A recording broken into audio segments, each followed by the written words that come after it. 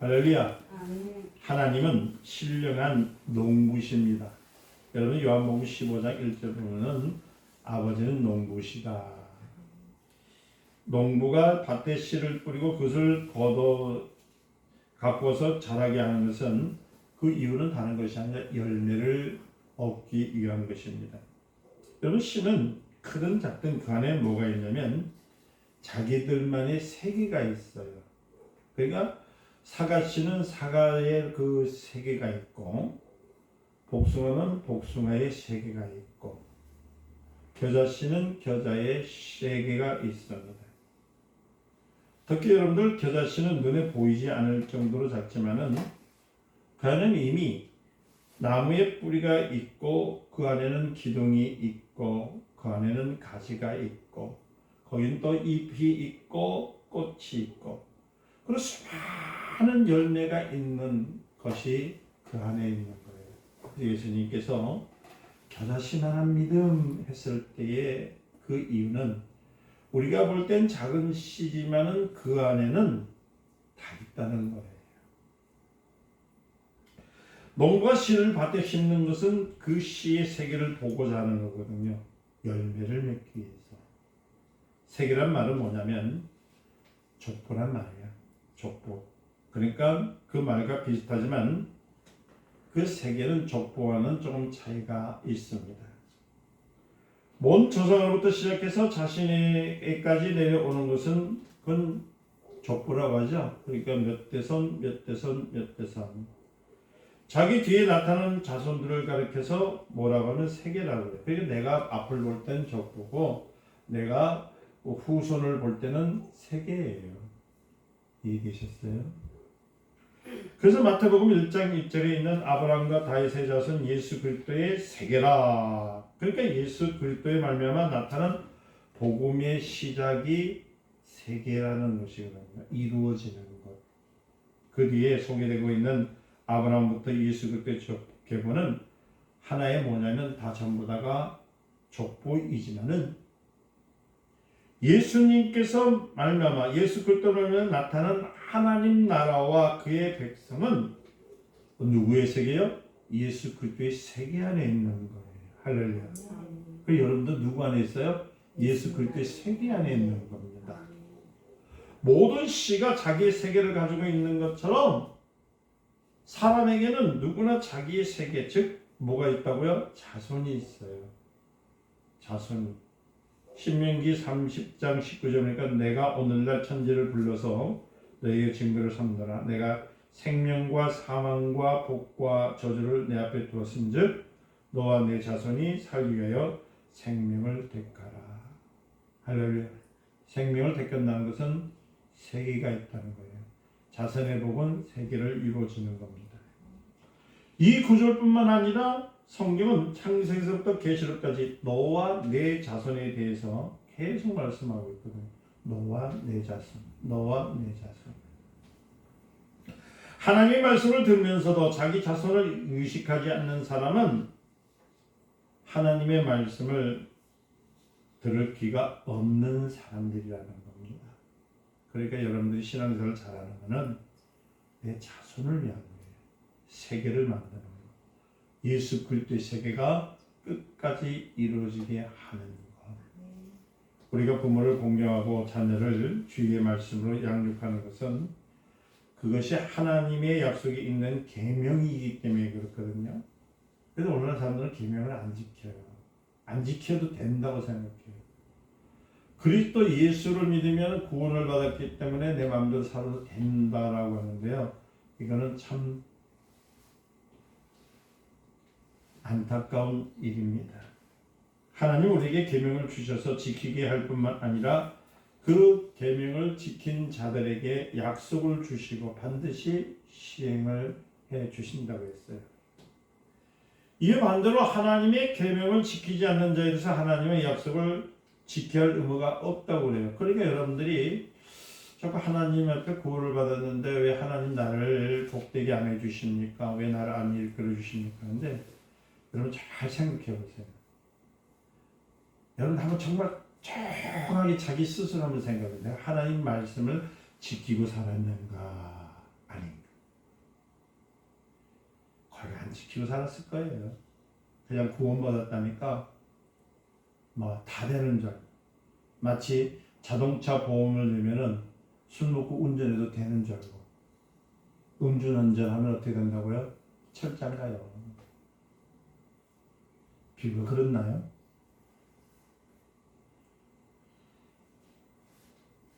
하나님께서 인간에게 명령을 내리시는 것은 인간을 억압하기 위함이 아닙니다. 뭐 때문에 해주셨냐면 하나님께서 약속하신 것을 주시기 위해서 그래요. 영생 복락을 주시기 위해서. 아멘.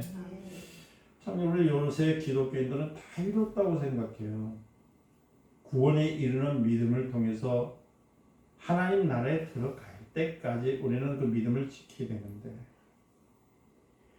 사람들이 하나님의 복을 준다 했더니 왜 안 주느냐고 투덜댈 때 하나님은 이렇게 말씀하면 네가 내 약속 안에 들어오지 않았기 때문에 하나님이 이렇게 말씀하십니다. 내가 너를 책임져야 할 이유가 없다. 우리는 하나님과 맺은 계약을 무시하고 일반적으로만 자꾸만 불만 불평을 늘어놓은 것이 아니라, 우리가 하나님의 계명을 순종할 때 하나님께서 약속을 지키신다는 것을 먼저 알아야 되는 거예요. 그래서 우리가 십계명도 주셨죠. 할렐루야. 신약에서는 뭐냐? 말씀이 육신이 되신 예수 그리스도를 주셨죠. 아멘. 믿는 믿음 안에 들어가야 되는데 예수 그리스도를 믿지가 않아요. 하나님은 아브라함에게 너는 복의 근원이다. 나가 내 씨가 즉 내 자손을 완성케 하리라고 창세기 21장 12절에 말씀하셨잖아요.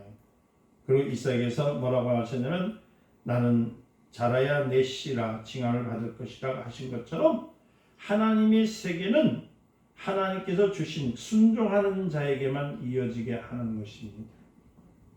이에 아브라함은 이삭에게서 그의 세계가 나온 것을 믿었던 겁니다. 나중에 하나님께서 아브라함에게 내 사랑 독자를 내게 지시하는 땅에 가서 번제를 드리라. 그죠? 창세기 22장에 보니까 나오죠? 2절 3절에. 그 명령할 때 아브라함은 그 명령을 순종했나요? 안 했나요? 순종을 하거든요. 99살에, 그러니까 100세가 가까운 날에 얻은 자녀를 바치라 했을 때 어떤 부모가 바칠 수 있겠습니까?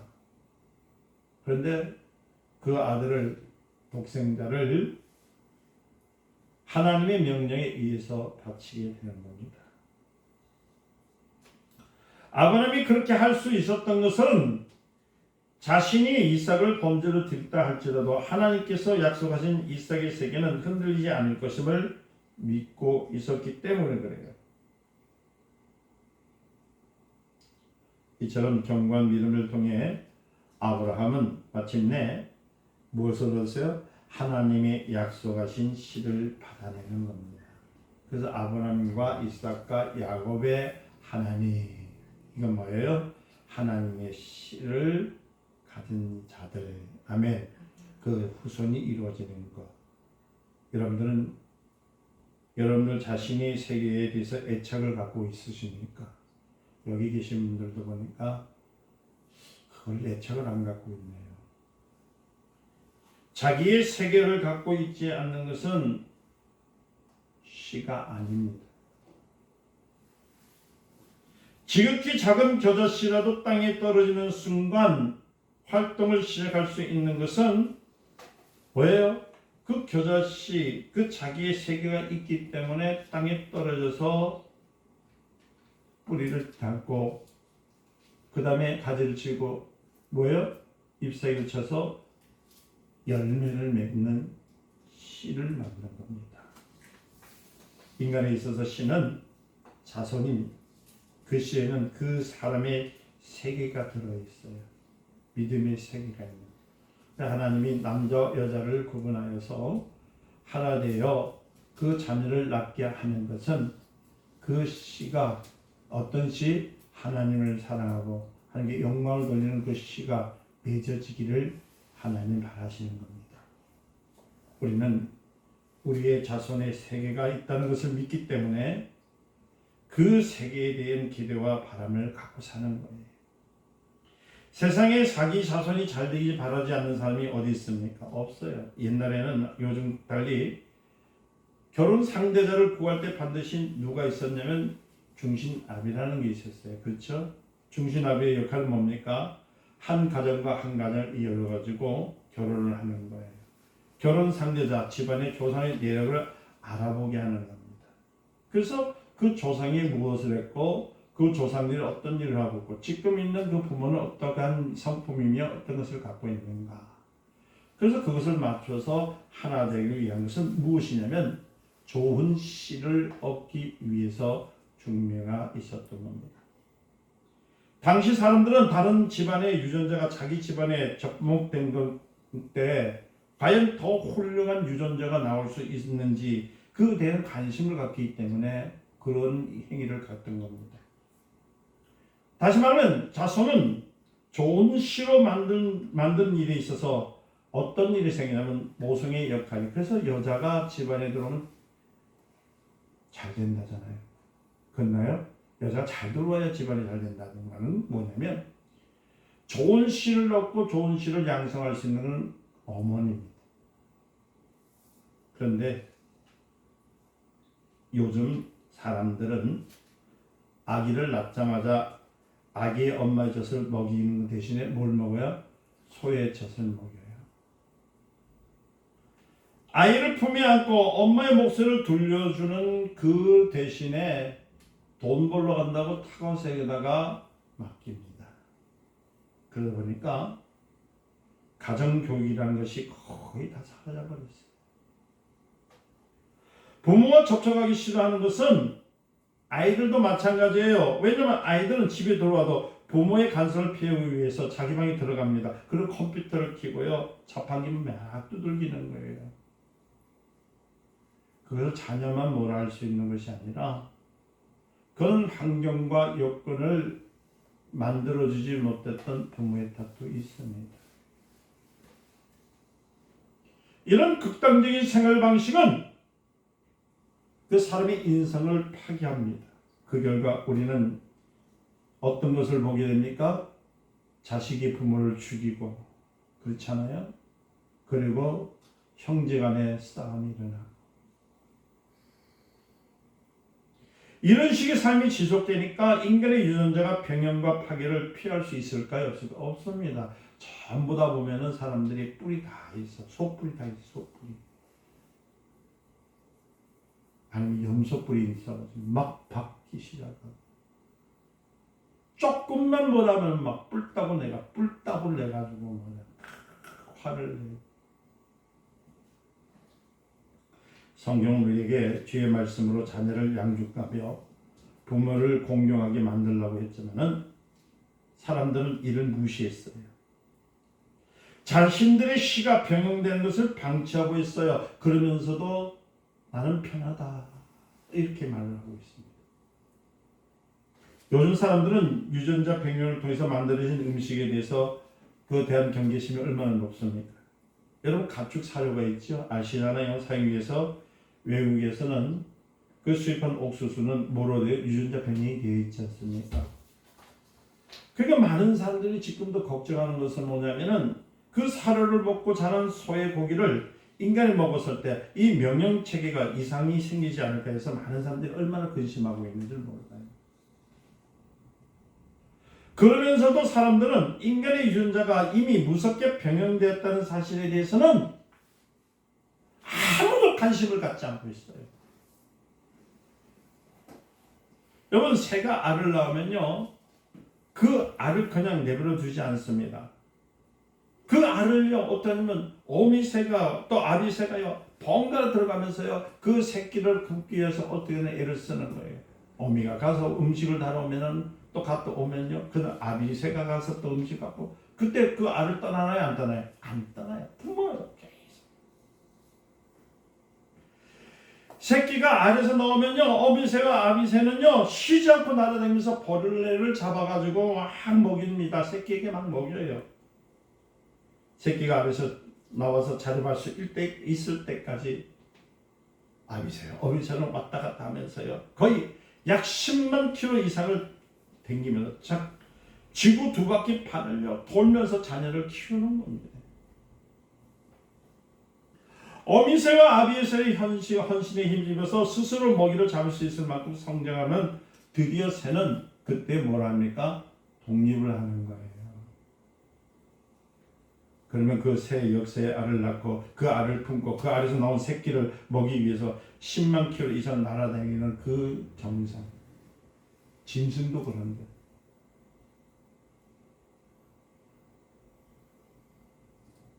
요새는 전부 다 뭐만 있냐면은 정욕만 남아가지고 거룩한 씨를, 정말 은혜로운 씨를 생산되어서 하나님의 영광을 알게 하기 위해서 결혼해서 아기를 낳는 것이 아니라 인저이, 자기 정욕대로 자기 마음품대로 자녀를 낳아서 내팽개치면서 그 아이를 향해서 너는 저주받았다, 너는 잘못되었다, 앞으로 세상은 이렇다, 이렇게 할 말이 여러분들이 있겠냐는 겁니다. 새들은요 유치원이나 타가소가에다 보내지 않습니다. 그 새들은요 창세 이래에 지금까지 변함없이요 그 일을 끝까지 그 어린 새가 그 아래서부터 독립할 때까지 어미새와 아비새는요 그렇게 노력을 해요. 그런데 사람들은 자꾸 변해가요.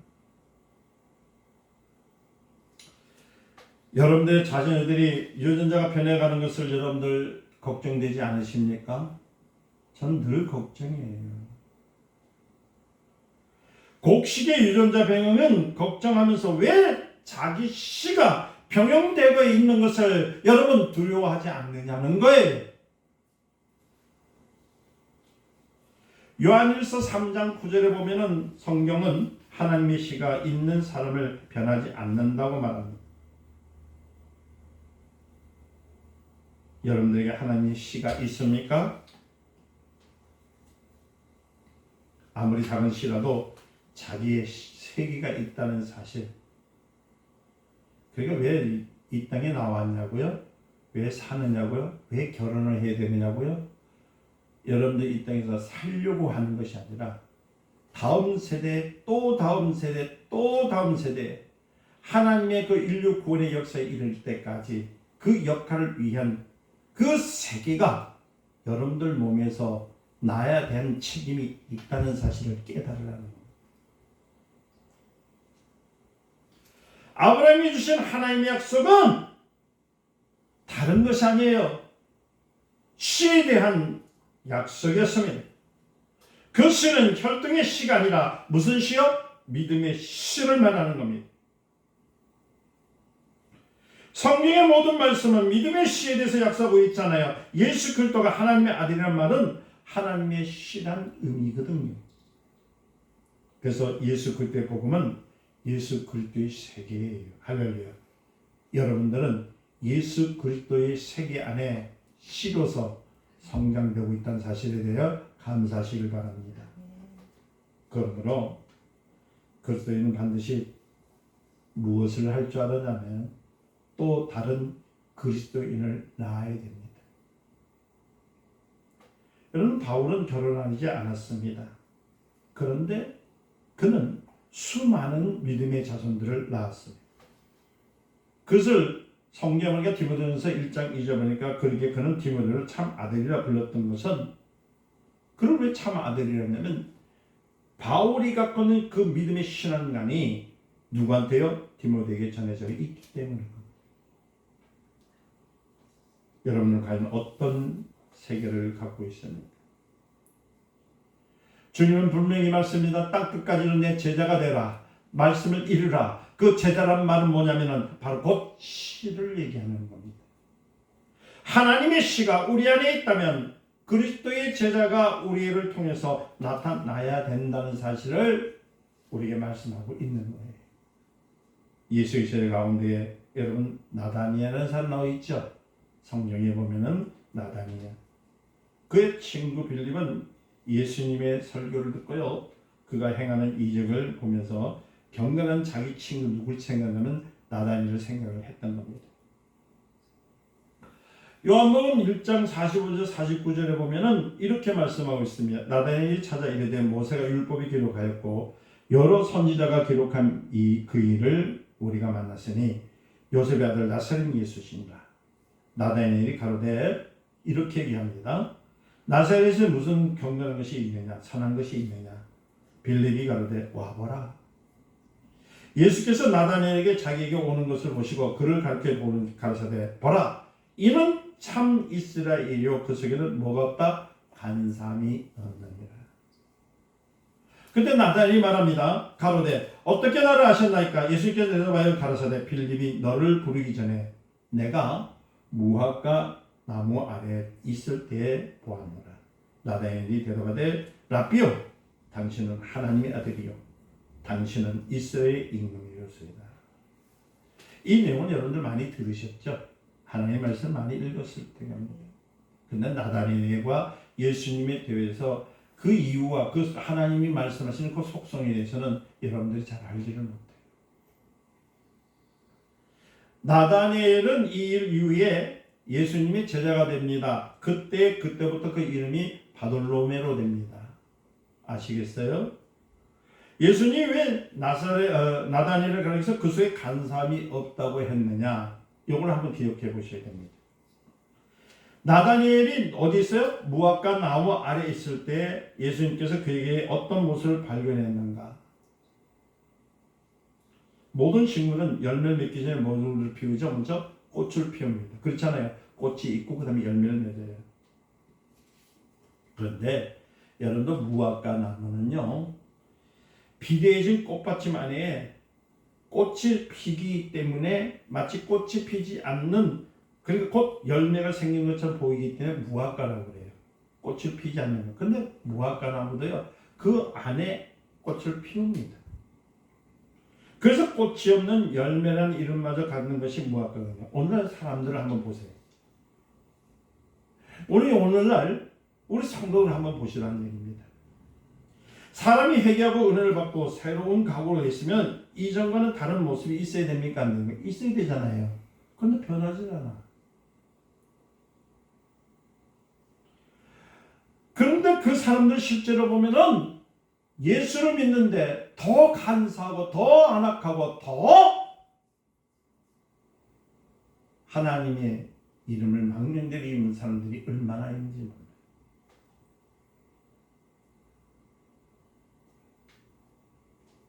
여러분, 목회자가 제일 힘든 것이 뭔지 아세요? 제가 저번 주도 내가 머리가 너무 아파가지고 다른 데좀 갔다 왔지만요, 간악하고 간사한 사람들 때문에요, 얼마나 마음이 아픈지 몰라요. 막 신경이 써. 오늘 은혜를 받았다고 펄펄 뛰는 사람도 다음 주는 어떻게 변할지 너무 몰라요. 아이고 목사님 하면서, 아이고 목사님 뭐 세계에서 제일 가는 목사님, 우리 목사님 다른 데서 변하지 않는 목사님하고도 사라지는 사람들이 얼마나 많은지 몰라요. 많은 사람이 하나님을 아는 일에는 관심이 없어요. 교회에서 화려한 직분을 얻는 일에는 직분에 그 집착해가지고, 그래도 내가 명찰을 받았으니까 여러 작은 교회에서 내가 일을 할 수 있는, 나는 그래도 큰 그릇, 큰 물에서 놀아야 되는데 이게 시냇물도 잔잔한 데에서 앉아 있으려니까 얼마나 오금이 사지가 아프시겠냐는 거예요. 어떤 사람은 교회에 다니기 전부터 교회에 몇 년 다니면 몇 년 있어야 장로가 될 수 있습니까? 이렇게 물어보는 사람도 있어요. 또 어떤 사람 말합니다. 목사님, 우리 남편은 아직 믿음이 없지만은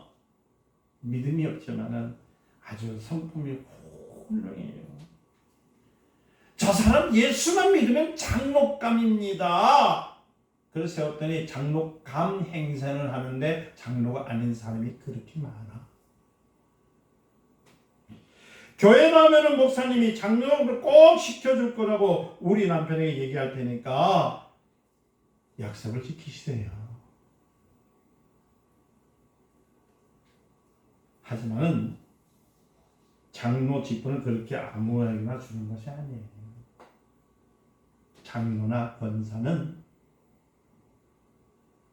50부장이냐 100부장이냐 10부장이냐 1000부장이냐 그 직임에 따라서 줘야 됩니다.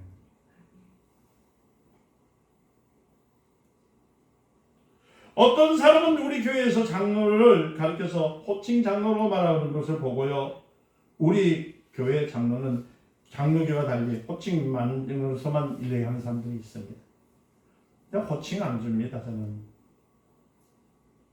사실은 여러분들 장로는요 호칭 불리는 장로가 아니에요. 이름만 불리는 권사는 이름만 불리는 권사가 아니에요.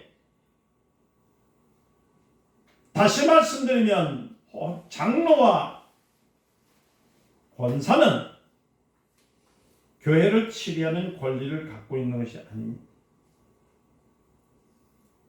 권리라는 것은 서로 협력하는 것을 말하는 거예요. 일반적으로 장로교에서는 안수 집사 100명 중에 장로 하나를 택하거든요. 10명도 안 될 만큼 장로가 된다는 것은 어려운 일이에요. 원래 그래요. 근데 요새는 하도 장로님 해가지고 복 받는다는 일들이 많이 나서 그런지 성도 25인에 장로 하나를 뽑습니다. 그렇게 법을 정해져 있거든요. 근데 저는 그런 법 싫어해요.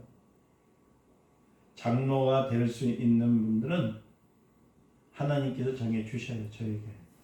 그래서 제 마음에 있으면 기도를 하기 시작하는 겁니다.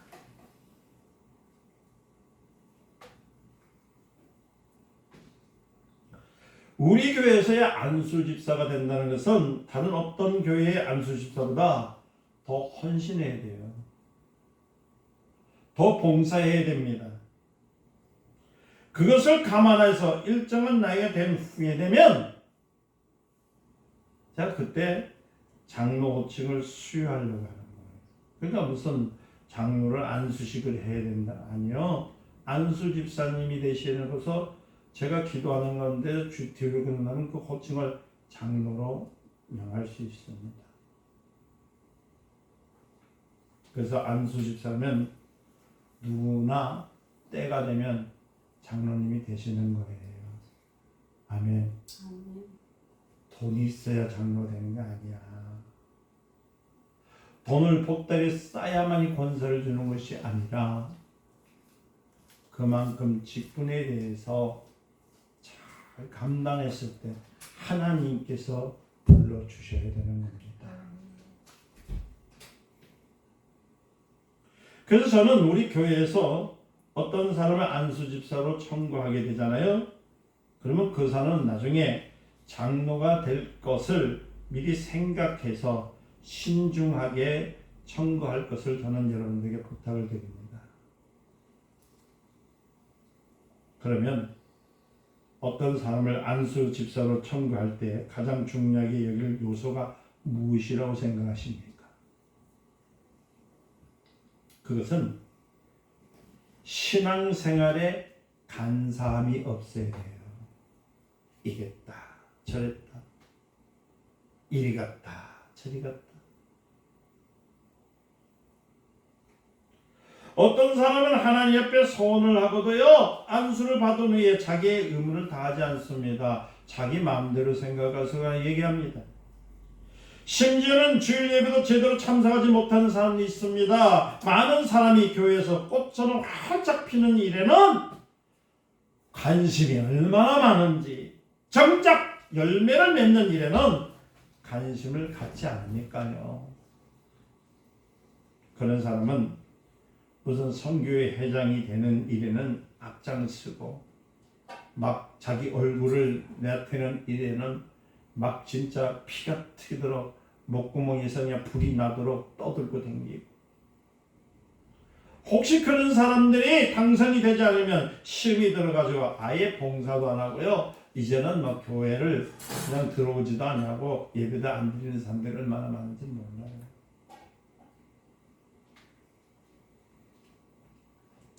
무화과는 꽃을 자랑하지 않습니다. 그러나 제목에 열매를 맺습니다. 이런 무화과처럼 이름도 없이 빛도 없이 묵묵히 열매를 맺는 사람, 바로 그 사람이 참 그리스도인이에요. 참 그리스도인들은 자기에게 완전을 채워주든지 말든지, 좋은 직분을 주든지 말든지, 꽃을 자랑할 기회가 있든지 말든지 열매를 맺는 겁니다. 자기 씨를 통해서 열매를 맺는 사람. 근데 사람들은 꽃은 환하게 피어가면서도 열매는 맺지 못하고 쭉정이만 되어서 자꾸만 가는 사람들이 얼마나 많은지. 천국에는 분명히 말씀하기를 알곡이 들어가는 것이지 쭉정이가 들어가는 것이 아니라고 성경이 말씀을 하고 있습니다. 자기 세계가 없는 쭉정이를 만들어 봐야 무슨 소용이 있겠습니까? 그래서 제가 지금 목회를 하면서요, 같은 영적 지도를 만드는 것은 제가 너무 노력하잖아요. 여러분들은 지금 뭐냐면 여러분들 영적 지도자를 만들기 위해서 강의도 하고요. 안수를 하면서 주님 그렇게 만들어 달라고요. 저 계속 남이 듣지 않았던 말씀을 자꾸 전가하는 이유가 거기 있는 거예요. 광명에 요번에 어떤 목사님과 통화를 하는데 저한테 이런 말을 하더라고요. 목사님은 어떤 비전을 갖고 있고 어떤 뜻을 위해서 자기한테 오냐고요. 나는 내가 지금 무슨 소리를 듣는지, 이걸 지금 미친 바람이 왔다가 지나가는 소리를 들은 건지, 아주 자기 스스로가 자기가 만든 생각의 함정에 빠져가지고 자기 혼자 외치고 있는 거예요. 나다, 나다, 나다. 아니 지금 이 저를 통해서 무엇을 요구하느냐고 묻는다면 제가 무슨 답을 할까요? 그래서 제가 이렇게 했어요. 내 비전은 처음부터 전라남도, 전라북도 쪽으로 내 마음에 많은 것이 있었습니다. 왜냐하면 그것은 뭐냐면 전라도의 얘기를 내가 드렸어요. 이건 제 사명입니다.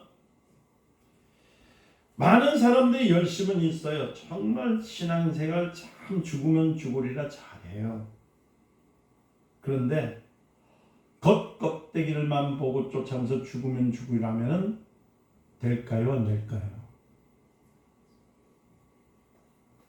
신앙의 열심은 정말 세계 최고입니다. 그런데 믿음의 열심은 꼴찌예요. 동해를 다니면서 느낀 게 뭐냐면 부흥 강사가 오면 밥을 대접해서 사면 복 받는다네요. 성경 어디 있죠? 고린도전서에 있나요? 마가복음에 있나요? 그래서 제가 부흥회를 다닐 때 하나님 내 마지막 내가 목숨을 걸고 생명을 걸고 복음을 전할 곳은 전라도 쪽인데 어느 쪽으로 갈까요? 그래서 제가 그분한테 그랬어요. 여수도 아니고 순천도 아닙니다. 광양인 것 같디다. 그래서 당신이 지금 있는 교회를 예배 초소로 주었으면 나는 말씀만 증거하고 난 내 곳에 와서 예배를 드리고, 그러니까 목회는 여기서 할 겁니다. 그러나 내가 한 순간순간에서 생명을 위해서 갈 테니까 1시간이라도 열어주세요. 이랬는데 못 알아듣더라고요.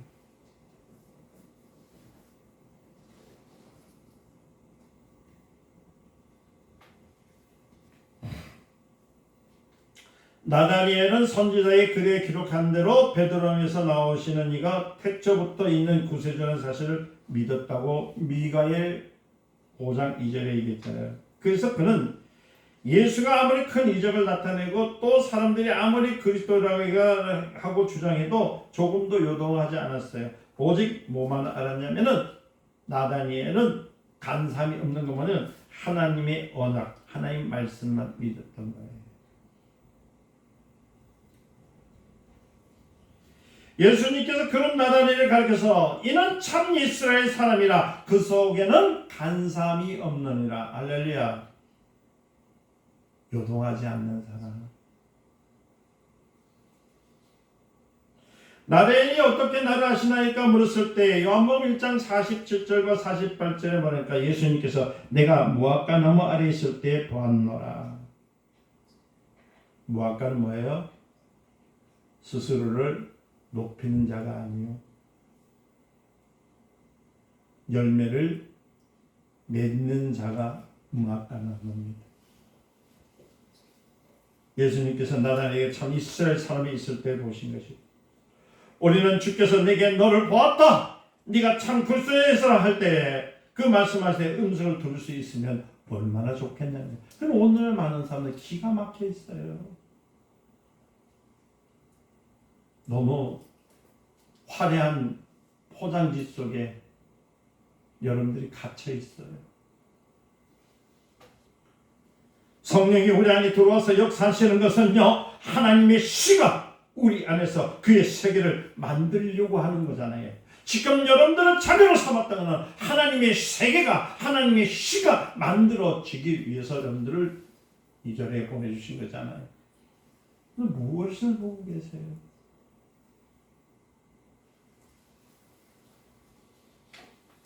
마태복음 6장 10절에 보니까 우리는 날마다 뜻이 하늘에서 이루어진 것 같이 땅에서도 이루어집니다. 즉 하나님께서 씨를 심어주시는데 그 씨가 이 땅에서도 똑같이 이루어지기를 원하는 기도예요.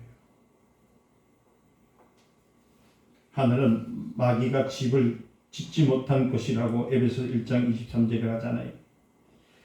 예수님께서 하나님 나라를 가르쳐 여기 있다 저기 있다 못하니 하나님 나라는 어디 있다고요? 누가복음 17장 21절 너희 안에 있느니라. 내 안에 성전 하나님 나라가 세워지지 아니하면 열매가 맺혀지지 아니하면 하나님 나라가 될 수 없다는 거예요. 이는 우리가 심령이 하나님과 하늘과 똑같아야 된다는 의미잖아요. 그러므로 우리 심령에 하나님의 씨, 곧 하나님의 세계가 가득 차시기를 예수님의 축원드립니다. 요한일서 3장 9절 보니까 하나님께서 난 자마다 죄를 짓지 아니하니 이는 하나님의 씨가 그의 속에서 거하니요. 저도 범죄치 못한 것은 하나님께서 났음이니라. 이게 그리스도입니다. 여기서 범죄하지 아니했다는 말은 뭐냐면 윤리적인 잘못을 범죄했다는 말이 아니라 범하지 않았다는 말이 아니라 하나님을 배신하지 않았다는 의미를 내포하고 있는 거예요.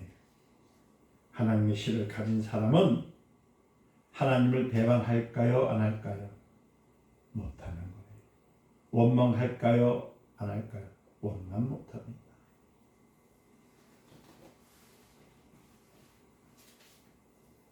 그 사람 속에는 하나님의 세계가 있습니다. 마태복음 28장 19절 20절 보니까요. 주님은 11제자를 만드시고 그들을 세상에 뿌리시면서 너희가 온 천하에 다니며 복음을 전하라. 씨를 전하라. 누구의 씨요? 하늘나라의 씨를 전하라. 복음의 씨를 전하라. 거기서 제자를 삼되 내가 너에게 분부한 모든 것을 가르쳐 지키게 하라. 뿌리가 있고 줄기가 있고 잎사귀가 있고 열매가 맺어지면 그 씨가 있다는 거예요. 예수님이 이와 같이 제자를 만드시고 보내시기 때문에 오늘 같이 그의 세계가 온 세계에 퍼지고 있는 것. 묻습니다. 여러분들은 이 씨가 있습니까? 여러분들의 세계가 있습니까? 예수 그리스도의 세계가 여러분들 안에 있습니까? 여러분들 안에 과연 하나님의 씨가 활동하고 있냐는 말이에요. 그렇지 않다면 쭉저기가 됩니다. 무섭죠?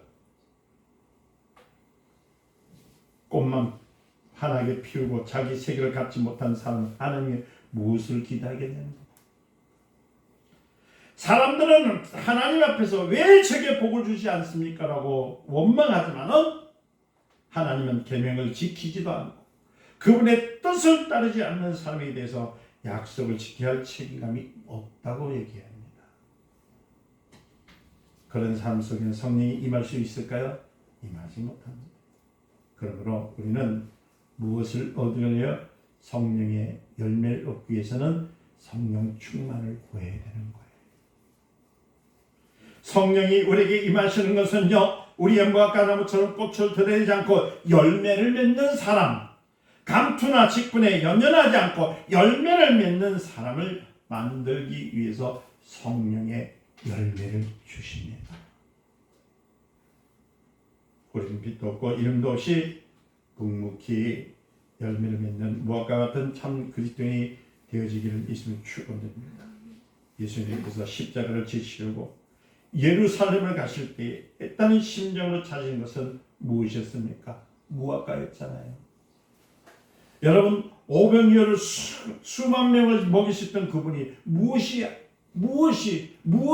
부족해서 아쉬워서 무화과를 찾았을까요?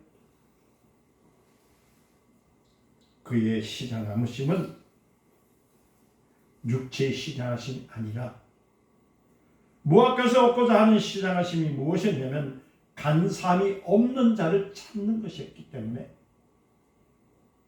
무화과가 그 열매를 맺지 못하니 저주를 했던 겁니다. 그 무화과는